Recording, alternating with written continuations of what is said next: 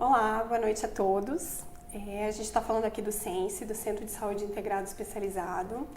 E hoje a gente vai conversar um pouquinho na nossa última live do ano, né, sobre alguns cuidados para a viagem com a nossa infectologista, a doutora Tatiana Nakadomori, que vai estar aqui tirando as nossas dúvidas.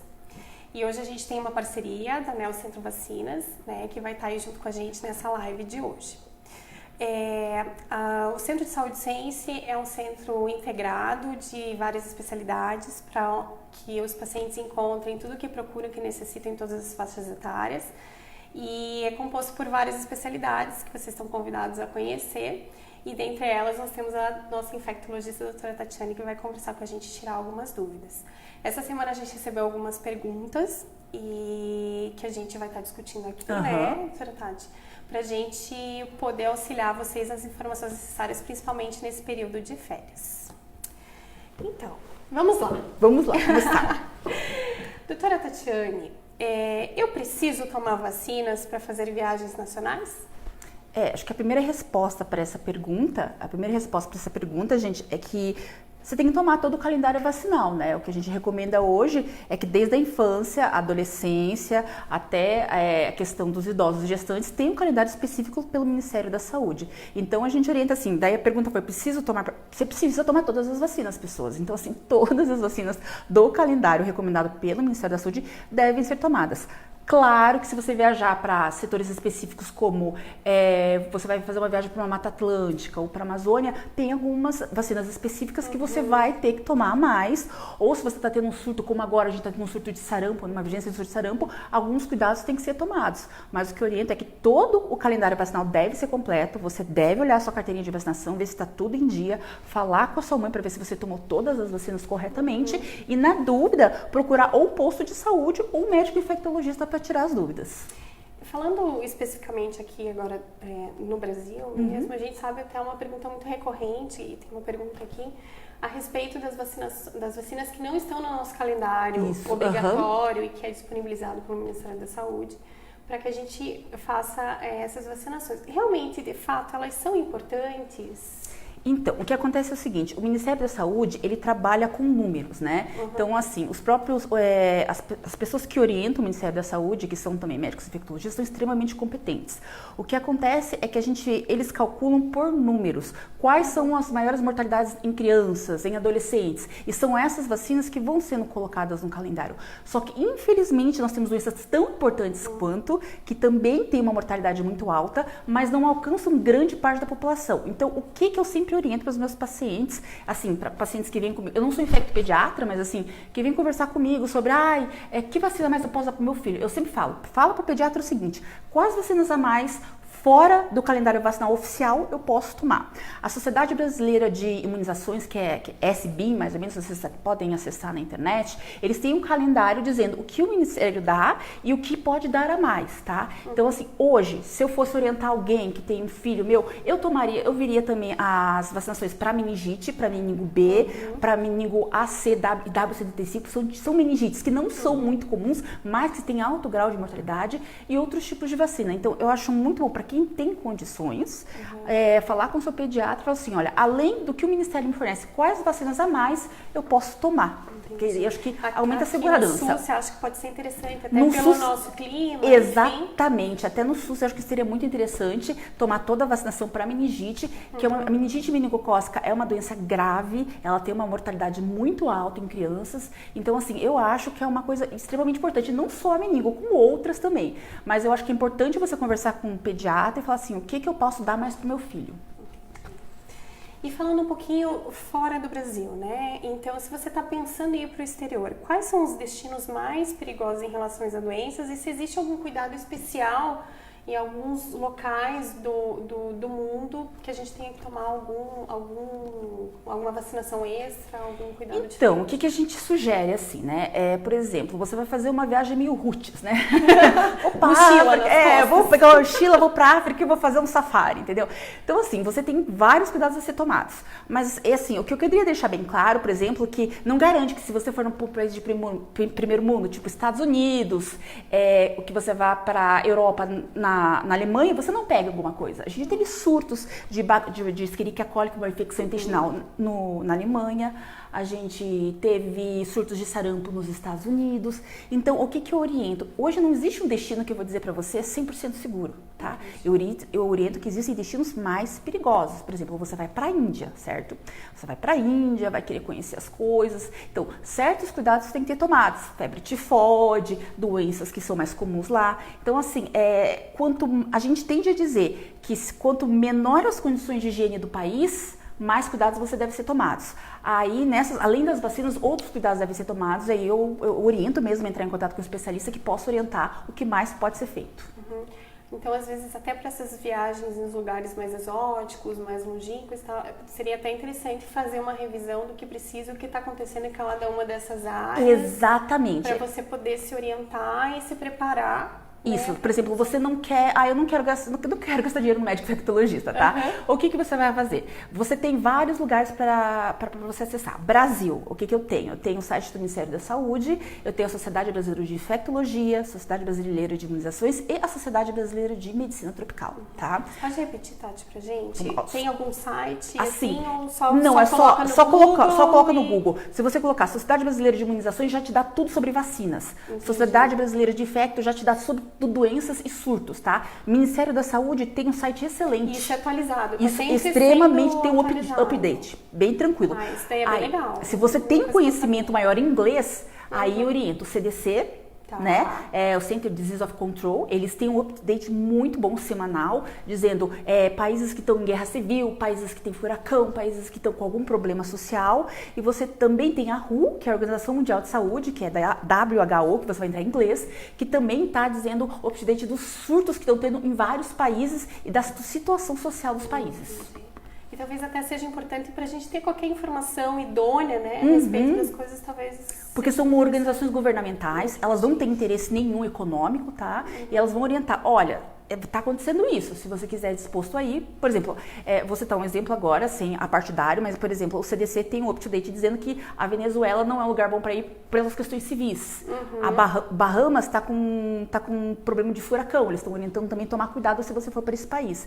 Então, assim, esses cuidados a gente também tem que tomar antes de viajar. Entendi. Até os desastres naturais que possam ter ocorrido antes, enchentes, enchentes, né, são... exatamente. Países que sofreram por enchentes ou doenças contagiosas, tipo que a gente está com ebola no Congo agora também, então é bom tomar mais cuidado. E, enfim, eu já sei que vacina eu tenho que tomar, eu já sei para onde eu vou, já me organizei, já fiz tudo que eu tinha que fazer para estar protegido, mas a pergunta é quanto tempo antes de viajar eu preciso estar com essas vacinas em dia? Existe um tempo mínimo antes da minha viagem para eu tomar essa vacina? Então não adianta você tomar a vacina no dia seguinte e viajar. Então eu sempre oriento. 15 dias a média, tá? Então assim, você tem a média de todas as vacinas, generalizando aqui, 15 dias para você conseguir produzir os anticorpos. Então eu oriento para qualquer paciente, você planeja viajar, já planeja pelo menos com 30 dias de antecedência para saber quais são as doenças a que eu tenho que se prevenir e 15 dias antes você está com toda a vacinação em dia. Entendi. Falando agora um pouquinho das campanhas de vacinação, que é outra dúvida aqui muito comum, né? As pessoas têm muitas dúvidas. Se eu tomar uma das doses de vacina da campanha da vacinação, eu já estou garantido que eu estou protegido? Então, como que isso funciona? Isso me perguntava até muito em consultório, né? Por exemplo, vou dar um exemplo, você tem a vacina da hepatite B. São 3 doses para pacientes que não têm nenhum outro tipo de doença, tá? Entendi. Aí o paciente me falou assim, eu tomei a primeira dose, será que eu estou imune? Parcialmente sim, você não está imune, tá? Mas assim, já garante uma certa proteção, entendeu? Não é uma proteção alta, mas já garante uma certa proteção. E lembrando sempre, por exemplo, qualquer vacina que você for tomar, por exemplo, a vacina para hepatite B, você toma no dia 0, você toma 30 dias depois e depois você toma 5 meses. Por exemplo, vamos supor que, meu Deus, eu esqueci, tomei a primeira vacina, passou 60 dias, tem que tomar tudo de novo. Não, você retoma do que você parou. Na conta, exatamente, você não revacina de novo. Você começa de onde você parou. Então, vou para tomar a segunda dose e conto para tomar a terceira dose. E daí é tranquilo. Tá. E se você está checando tudo isso e você vê, aqui é uma perguntinha que acabou de chegar. Se você não tem a sua carteira de vacinação, como saber se eu já fui vacinado?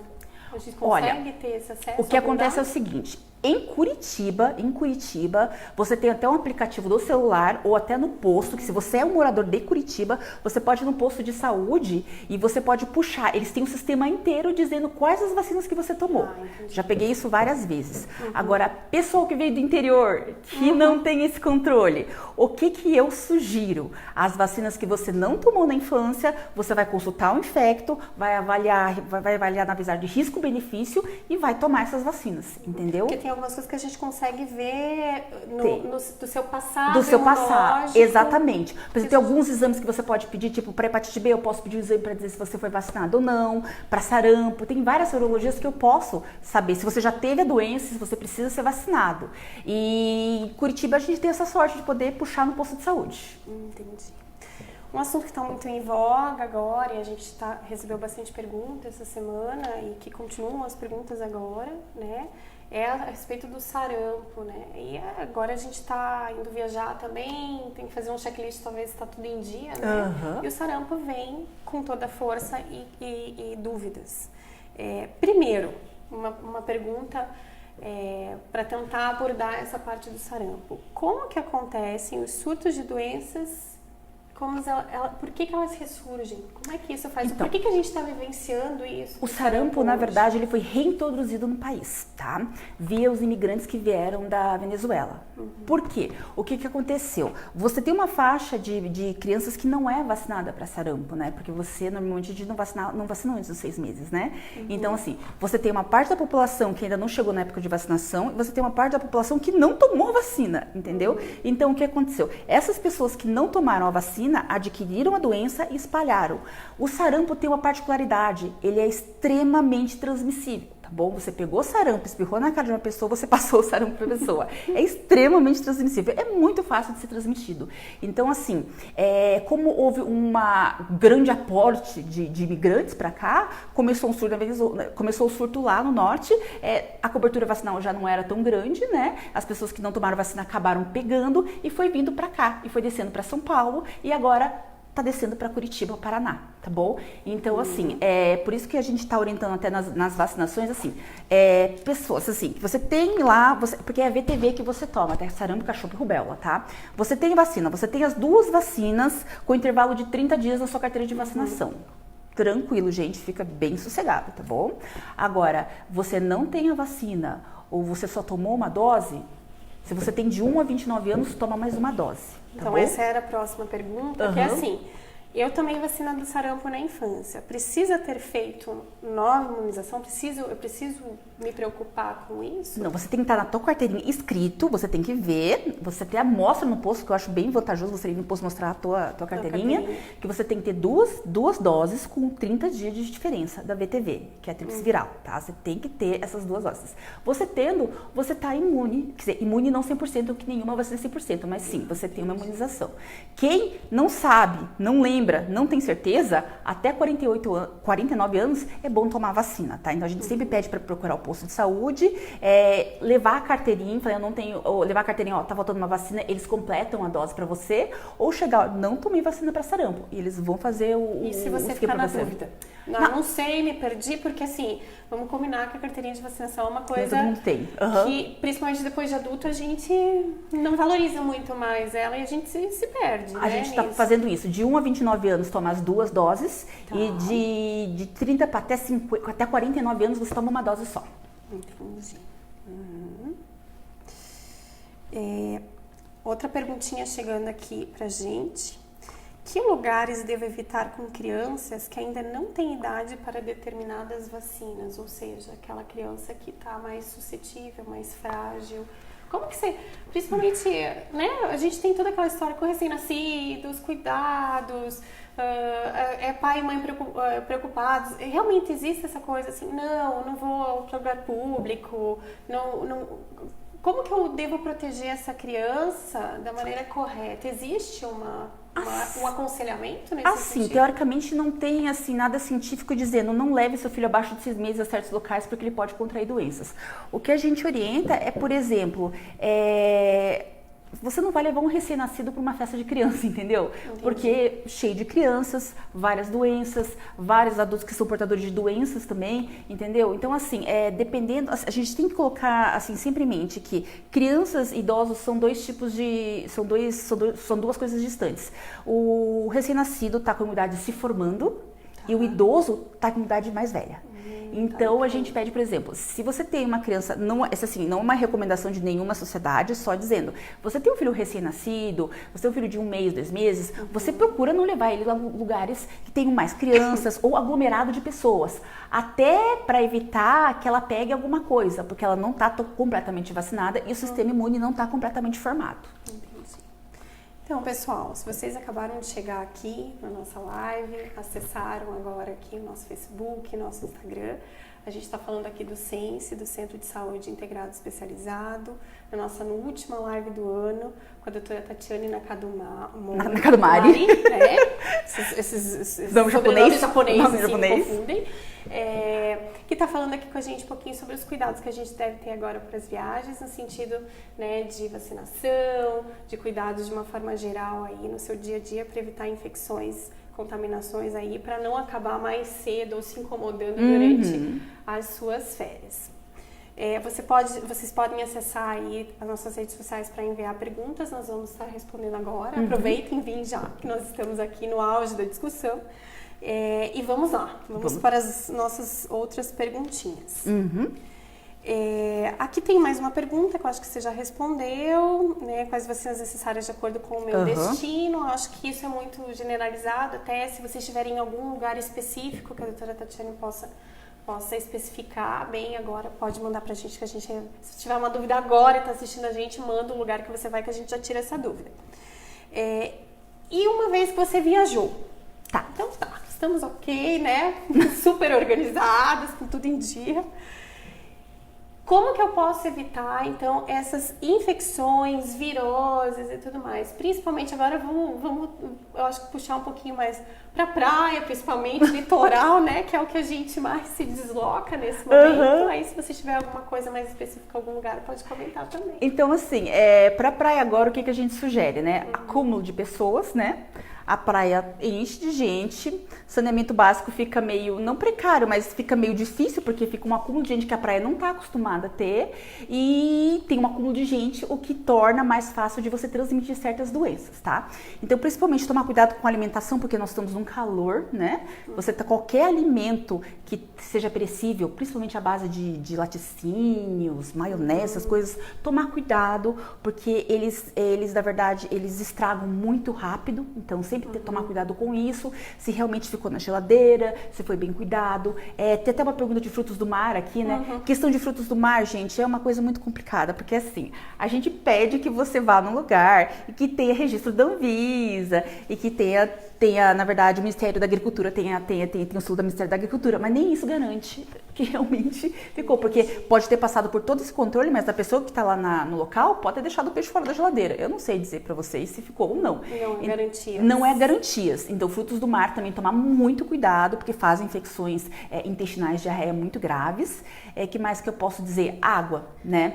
Então, a água... Nossa, próxima perguntinha. Devo sempre optar por água filtrada? Como que deve ser cuidado? Então, assim, eu acho que eu entendi essa pergunta, o que a pessoa quis dizer na pergunta, tá? Então, o que a gente fala?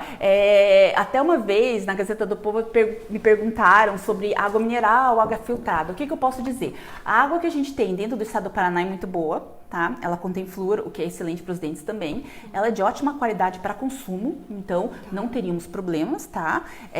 O problema é o encanamento que traz a água até você, então tem que ver o encanamento do seu prédio. Às vezes a contaminação não é problema da empresa, mas sim do encanamento, tá? Então nós temos uma água muito boa.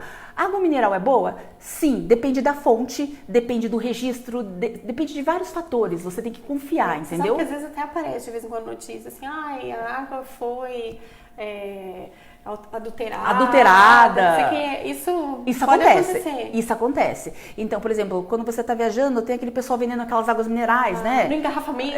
No engarrafamento. Água mineral. Então, já houveram casos que água mineral, o que acontece? É muito fácil de você, na verdade, você falsificar. Você pega a garrafinha, lava ela, coloca uma água de torneira e vende. Ninguém vai ficar abrindo o negócio para ver se o lacre é verdadeiro ou não. Então, assim, muitas contaminações de água acontecem por aí. Então, às vezes você está tomando água de torneira, uma água e não é água mineral. Então, o que eu sugiro nesses casos? Assim, por exemplo, para pacientes que vão viajar para fora do país, onde você sabe que a higiene não é tão muito boa, né? Eu sempre oriento, tome água com gás, porque na hora que você abre a água, você sabe que ela é verdadeira, porque faz aquele barulhinho e você sabe que ela é água com gás, entendeu? Gás não tem como. Não tem como. Abriu, não fez. Se abriu, não fez, você está adulterado. Então, eu sempre oriento isso. Oriento também você não usar gelo. Todo mundo esquece do gelo. Esse gelo, né? Que é uma dúvida até.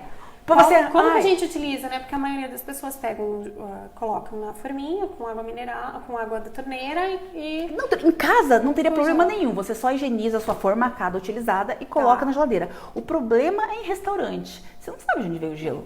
Você não sabe de onde veio o gelo. Principalmente em lugares mais confusos. Você tá o nome de refrigerante à base de Coca-Cola, com gelo e limão. De onde veio esse limão? Esse limão foi lavado? A pessoa que pegou a faca e cortou o limão, a faca foi higienizada corretamente? Ela não foi cortada um frango antes de cortar o limão? É que existem várias vias de contaminação, né? Exatamente. Então, assim, por isso, não sendo fresca, mas são cuidados que tem que ser tomados, sabe? Se for um lugar confiável que você já tome há muito tempo, não tem problema. Aproveitando esse gancho também, falando sobre legume, verdura e tudo mais, existe algum cuidado especial? Existe alguma diferença no cuidado com o alimento que é orgânico, que não é orgânico, higienização?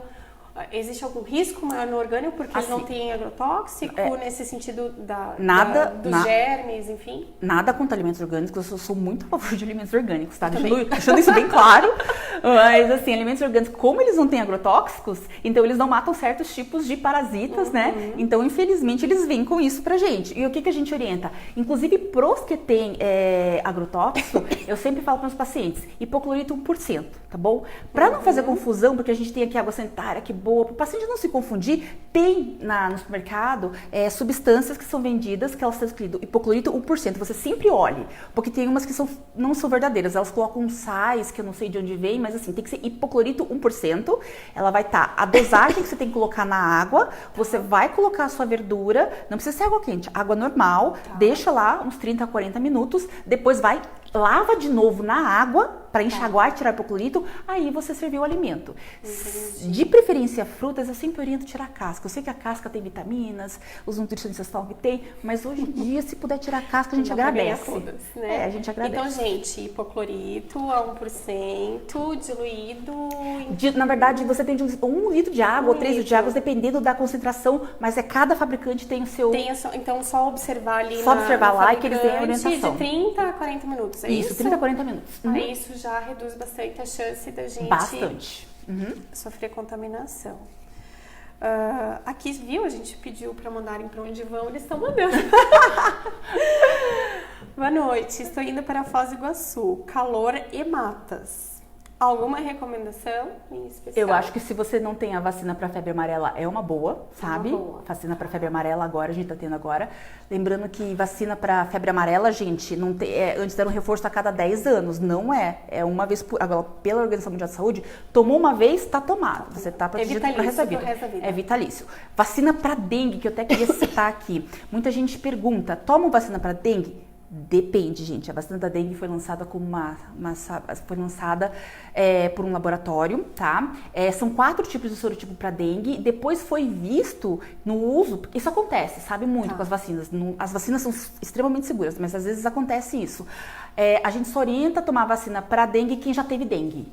Quem não teve dengue não deve tomar vacina para dengue, tá bom? Então essa orientação é bem importante. Você não vai, até as clínicas de vacina, a própria Neocentro, eles não dão vacina para dengue para você se você não comprovar que teve dengue ou tiver a orientação do médico mandando você tomar vacina para dengue, tá bom? Então a vacina da dengue não é para todo mundo. Não é para todo mundo. Quem já teve contato antes, já teve a dengue, aí você pode tomar vacina. Isso por quê? Porque essa vacina são para quem especificamente para quem já teve? É porque assim, são 4 sorotipos, então o que acontece? Foi visto que, como é um vírus vivo atenuado, quando você teve uma dengue e você pegou outro tipo de dengue, a chance de você ter dengue hemorrágico é muito alta. É muito alta. Então, como é um vírus vivo atenuado, a gente viu que quando dava vacina para dengue e se a pessoa entrasse com outro sorotipo de dengue, ela podia fazer dengue hemorrágica, havia o risco teórico. Então, essa foi a orientação do laboratório. Só toma quem já teve contato com dengue, tá? Lembrando que, já que se você não pode tomar vacina para dengue, você vai usar o quê? Repelente. Então, isso é uma coisa também interessante, né? Porque alguns anos atrás também a gente teve surtos da Zika, que foi muito assustador na época. Chikungunya. Todas essas coisas que foram muito novidades pra gente. A gente não estava preparado, não esperava que isso acontecesse. E daí começou aquela coisa com repelente e tudo mais. De fato, até para essa pessoa que mandou essa pergunta, que vai pra mata também e tudo mais, né? Que a gente também tem que ter esse cuidado. Que tipo de repelente, de fato, eles são efetivos? Quanto tempo eles duram? Como é que é a aplicação? Como é que tudo isso deve ser feito? Quando começaram, quando começou a fazer... Nossa, foi na época da minha residência ainda, alguns aninhos atrás, assim, quando tinha medicina, alguns aninhos atrás, assim, que a gente falava muito em medicina de viagem. E muitos pacientes gostavam de ir para a África, aquelas viagens mais assim. Então, a gente, na época, foi lançado, na verdade, um repelente à base de icaridina, tá bom? Vou citar o nome porque foi o primeiro fabricante, que foi o Exposes, tá? Que tem tanto para criança como tem para adulto. Ele é à base de icaridina, de 20% a 25%. A vantagem dele em relação aos outros repelentes não foi nem questão de eficiência, foi questão de tempo, porque ele garantia pelo menos 10 horas. De 10 horas de permanecer no teu corpo. Então, se você passasse corretamente, por 10 horas você podia garantir. Se você não estivesse, claro, correndo, suando muito, etc., que daí você perde, né? Então, mas se você fizesse uma atividade assim, mediana, ele durava 10 horas no corpo. Então, hoje saíram trocentas mil marcas. Então, o que eu oriento não vão pelo preço, vão pela porcentagem de icaridina, gente. Então, assim, vocês olham... É o nome da substância? Icaridina. Icaridina. Tem que estar de 20% a 25%. Tem várias marcas no mercado. Não falando mal das outras substâncias, que é o DET também, que pode ser usado. A única desvantagem é que outras substâncias têm que ser aplicadas pelo menos a cada 2 horas, tá? Então, esse o tempo de ação. É tempo de ação mesmo, não é efetividade. Não. É como você usa, é você que faz funcionar certo. Exatamente. Por exemplo, se você não quer usar caridina, eu quero usar uma coisa mais barata. Beleza, não se esqueça, a cada 2 horas você vai ter que estar aplicando o repelente, tá? É mais difícil. É complicado. Saindo de Foz, do Iguaçu, indo para as regiões portuárias. É uma outra pergunta. Regiões legais. Essas regiões são mais perigosas? Por quê? Dentro do... Olha, vamos citar aqui Paranaguá, né? Que é mais perto de nós, né? Itajaí, Paraguai, então, acho que basicamente esses. O problema de Porto é o grande acúmulo de pessoas de outros países, tá? Então, assim, como vem gente de todo o mundo, então trocentas mil doenças surgem em áreas portuárias. Então, a gente pode falar das arboviroses como, tipo, pacientes que vêm contaminados, o mosquito pica e começa a passar para cá, pacientes que vêm da África com ebola, sarampo também. Então, tem trocentas mil doenças. Como é uma área de um alto aporte de pessoas de outros países, então são cidades assim que a gente fica meio preocupado. Quando surge tipo 1, 2, 3 casos, a vigilância já vai atrás, porque realmente é mais perigoso mesmo. Entendi. Uma outra perguntinha chegando aqui. Lavar as mãos deve ser frequente? Quantas vezes ao dia? Nossa, essa pergunta é meio toque, né? Depende do seu grau de ansiedade também. Dependendo da sua ansiedade, Então, o que orienta? É o seguinte, gente, é sempre importante, eu vou até falar assim, o importante é o álcool em gel, tá? Então, assim... Mas eu posso, por exemplo, desculpa, eu também tenho essa curiosidade. Não há uma substituição. Ou não? É assim, mais ou menos. Por exemplo, eu tenho sujidade na mão, tá? Aparente, mexi no barro, mexi no pó. Aí você vai ter que realmente lavar com água e sabão. Mas para você garantir que você elimine bactérias e vírus, é álcool 70% a 50%. tá? Tem que ser diluição em gel, não é aquele gel que vocês compram no supermercado, não. É gel de álcool específico para mãos, que tem emoliente, porque se você usar qualquer tipo de álcool, principalmente aquele líquido que tem a hospedagem 70%, causa microfissura na pele e aumenta o nível de contaminação, tá? Então tem que ser álcool em gel com emoliente específico para mão, tá? Então, como que a gente encontra isso, doutora? Farmácia. Qualquer farmácia tem, gente. Farmácia tem. É só vocês procurarem. procurarem. A gente também olhar no rótulo, assim, você olha no rótulo, você olha 50%, 70%, você vê se tem emoliente. Nos Estados Unidos tem até uma maior quantidade para quem vai para os Estados Unidos, tem aqueles álcools cheirosos, não sei o quê. Eles funcionam muito bem. Eles são álcool isopropílico, outro tipo de álcool, mas também funciona. Então, assim, sujidade na mão. Mão tá suja, lavar com água e sabão, tá? Para depois passar álcool em gel. Agora, se vocês querem descontaminar a mão de vocês de bactérias e vírus, aí álcool em gel. Vamos lá. Aqui uma pergunta que você até respondeu um pouco, mas talvez queira complementar. Alimentos podem transmitir doenças bacterianas? Pode. Teve o caso da Alemanha, que foram encontradas verduras com colonização de Escherichia coli, que provocou um surto de diarreia na Alemanha. Foi alguém que, por exemplo, deixou, por acaso, contaminou uma verdura e provocou isso. Teve também um surto de toxoplasmose em São Paulo também, que, por acaso, também foi por verduras. Então pode sim. Dependendo da manipulação, do jeito que é lavado, do jeito que é higienizado, pode. Entendi. Em relação às gestantes, eu atendo muito no consultório pacientes que querem engravidar, enfim, e elas têm essa preocupação, tô com as minhas vacinas em dias, tá tudo ok, estou preparada, tem alguma contraindicação? Qual que é a sua orientação em relação a pré-conceber, ou seja, antes de engravidar, e no período da gestação, então o que fazer antes? E durante o período da gestação, se existe alguma coisa que eu devo evitar, que eu posso tomar todas as vacinas ou não?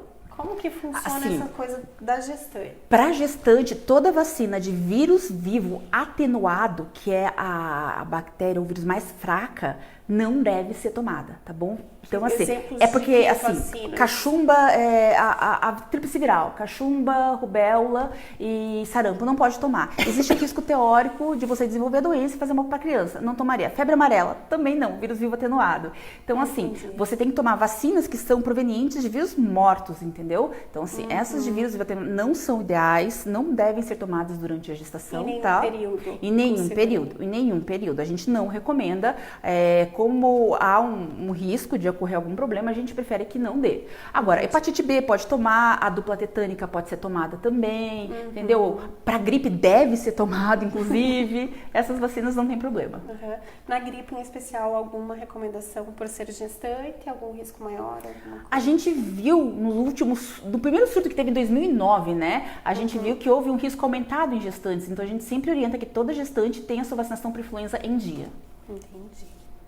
E já que tem algumas vacinas que a gente não pode receber durante a gestação, no pré-gestação, seguir também o calendário normal, alguma coisa mais Segue o calendário normal, lembrar que também se você tomou uma vacina dessa, antes de engravidar, pelo menos uns 30 dias, antes de você começar a pensar em conceber. Também. Isso, tem intervalo. Importante. Você não pode tomar vacina no outro dia já querer conceber. Então, assim, você toma a vacina, é um período aí de pelo menos 30 dias para você começar a tentar conceber a criança. Entendi. Voltando um pouquinho para praia. Aqui chegou mais uma perguntinha. No Paraná, é monitorada a balneabilidade das praias, ou seja, se a água está adequada, se a água é adequada para o banho. O quanto isso contribui para a saúde? Isso é importante a gente seguir essas recomendações? É importante que a gente, como turista, né, usuário da praia, tenha essa informação disponível para a gente? Nossa, muito importante, muito importante. Porque tem a questão assim, gente, a maioria dos pacientes que a gente pega pós-praia volta com intoxicação alimentar ou volta com diarreia, né? É o maior queixo comum.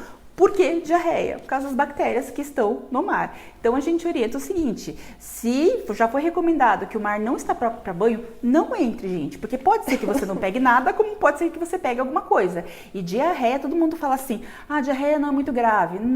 Pode até que não seja, mas numa criança, num paciente que tem alguma doença, que tem câncer, num idoso, causa desidratação e pode levar até a morte. Então a gente pede que essas orientações sejam seguidas. Entendi. Voltando um pouquinho para a gripe, aqui que chegaram mais 2 perguntas relacionadas à gripe. É verdade que vacina para a gripe dá gripe ou efeito colateral? Essa pergunta é ótima, sabe? O que eu tenho de idoso que chega pra mim, eu peguei gripe depois da vacina. Não, gente, vacina pra gripe não dá gripe.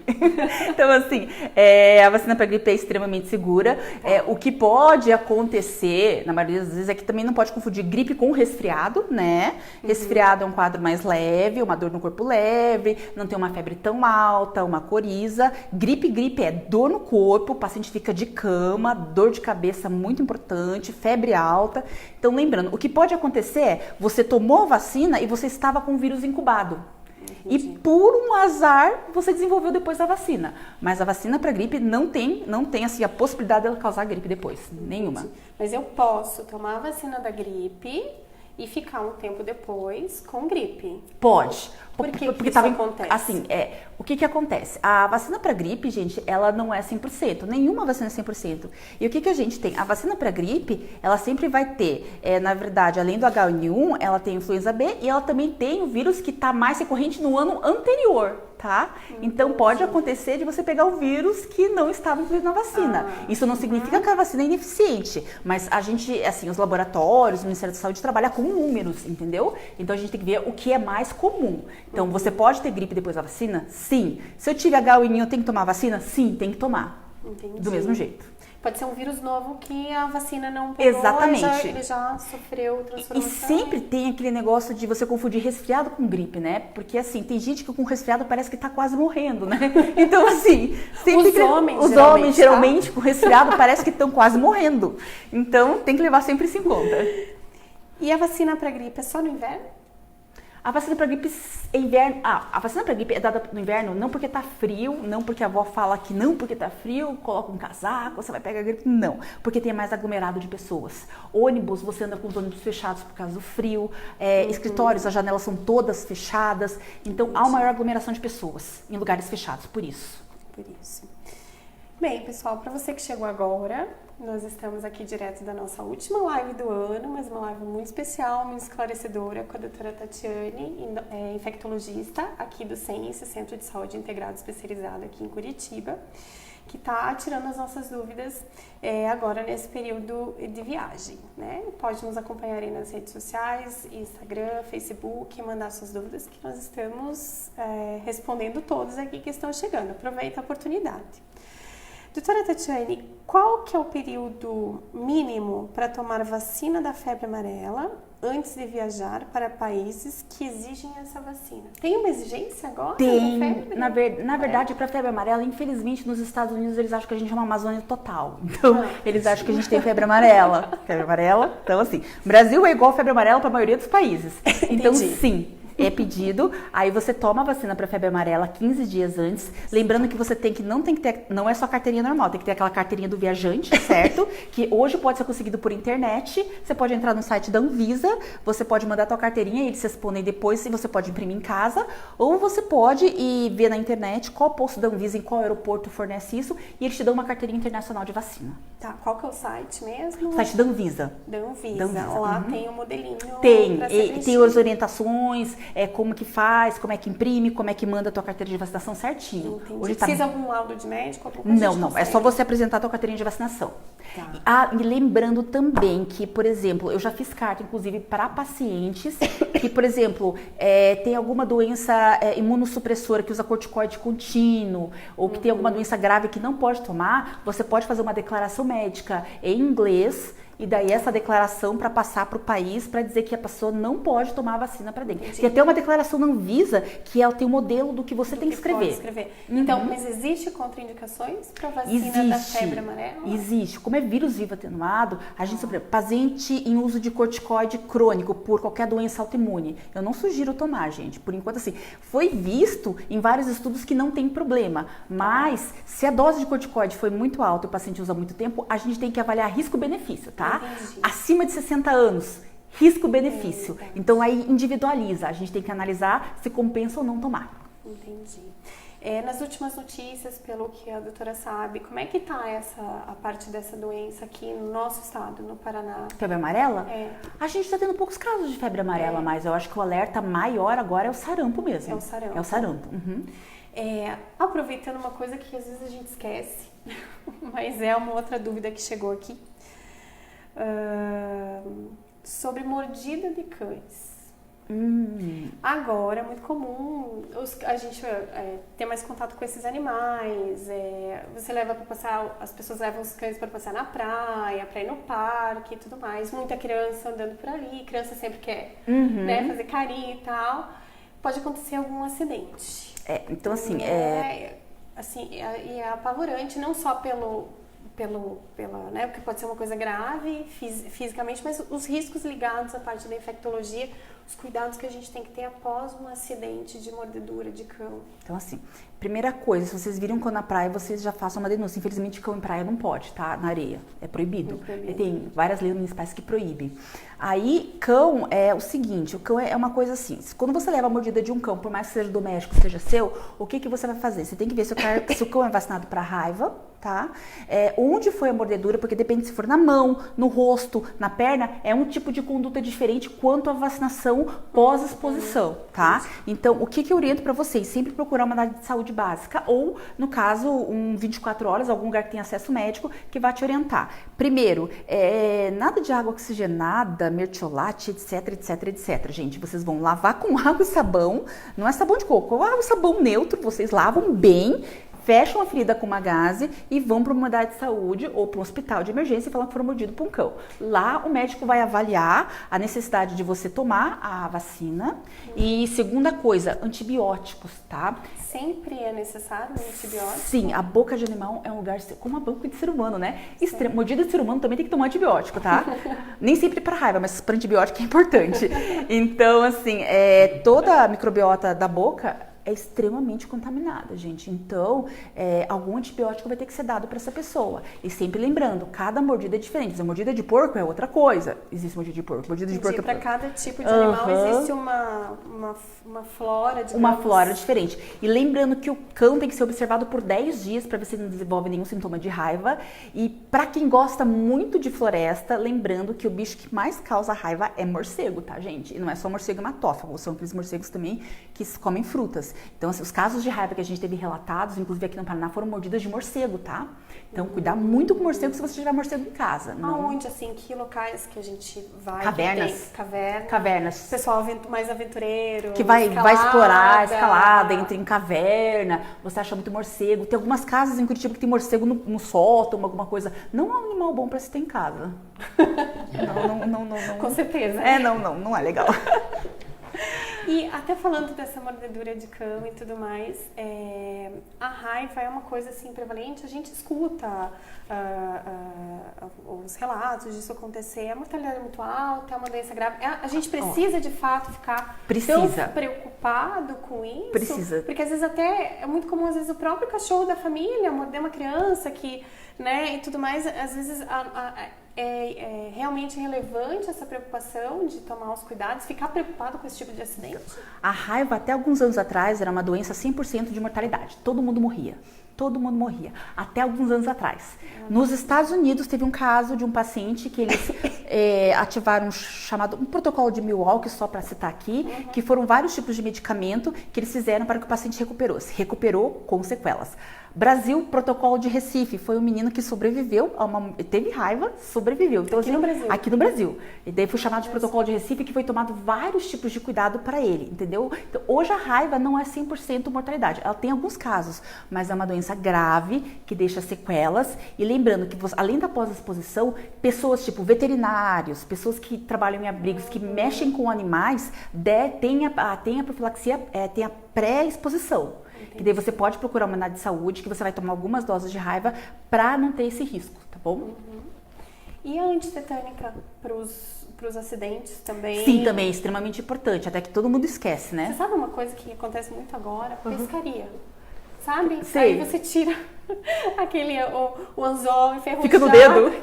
Então, o pessoal é campeão nisso, né? A gente tem que ter alguma coisa? Tem, algum cuidado assim, especial com isso? Não? É assim, tétano já não é 100% mortal, mas é uma doença extremamente grave, tá? Extremamente grave. Então, o que a gente orienta? Que você toma a DTP quando você é pequeno. Se você não tomou a DTP quando é pequeno, por favor, tome, vá à sua saúde, tome. E a cada 10 anos você toma a DT. Tá bom? Que é difteria e tétano. Então, a cada 10 anos você tem que tomar essa vacina, tá bom? Então, na teoria, a gente adulto deveria tomar uma dose dessa Sim, DT. sim. Se você não tiver comprovação que você tenha tomado a DTP, o que a unidade de saúde faz? Ela vacina a DTP de novo, como se fosse a infância, e depois a cada 10 anos ela faz a DT. Tá? São quantas doses? 3 doses. 3 doses. Uhum. E depois tem a DT a cada 10 anos. Entendi. Existe alguma possibilidade da gente fazer, mudando um pouquinho aqui, fazer alguma prevenção da parte de doenças sexualmente transmissíveis?